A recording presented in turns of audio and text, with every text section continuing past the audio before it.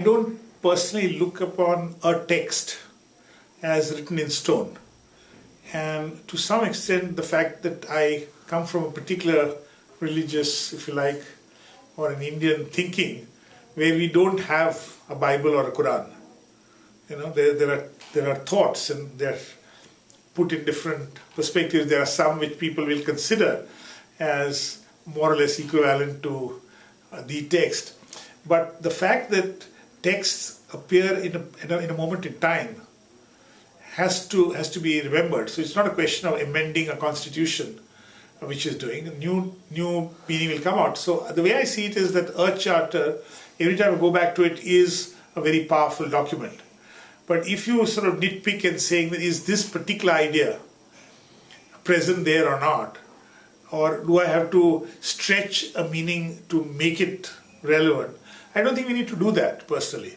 I think it stands as it is, and I think it should be the Earth Charter movement, Earth Charter initiative should really say that we are the people who will help you look internally, look at your values, use this as a way of looking at it.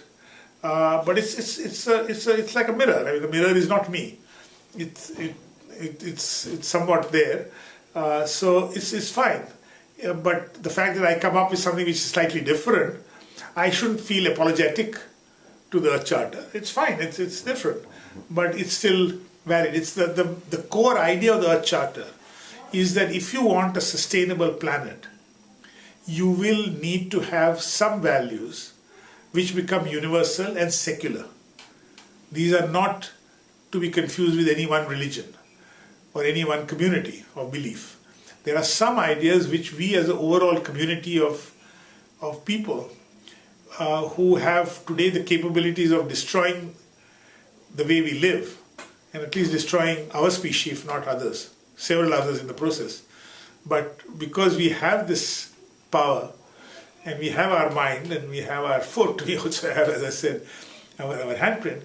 So with that comes that responsibility, with that huge power which we have, and the fact that we are causing such major impact in a global system. Earlier we thought that if you just throw something out, it'll at best disappear. It's a very incremental thing. I throw something in the ocean and okay, huge ocean, what will it do? But today when you see statistics of how many tons of plastic you pump into it every year, it's no longer a small amount. It's actually causing systemic damage and systemic change.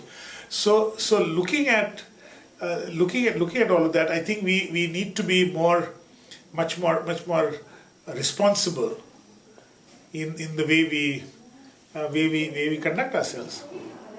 And I think that's what requires this value. So when you look at that value, you might argue with a particular value or not, a particular sentence or particular this. I think that's not the spirit of it. The spirit of it is saying, okay, this is so far the best articulation. It in fact starts that way, saying it's one of the best articulations. And someone will put meaning onto it. I can see someone writing a commentary saying, I think the way you should read it is so and so. That might be my opinion.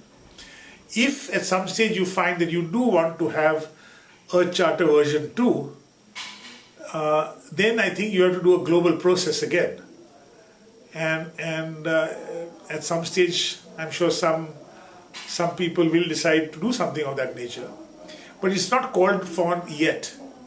I think as of date, it's not called for. It's called for of saying, here's a great document, let's not spend time on correcting the document. Let's see that this document can act as a fairly good base to build on.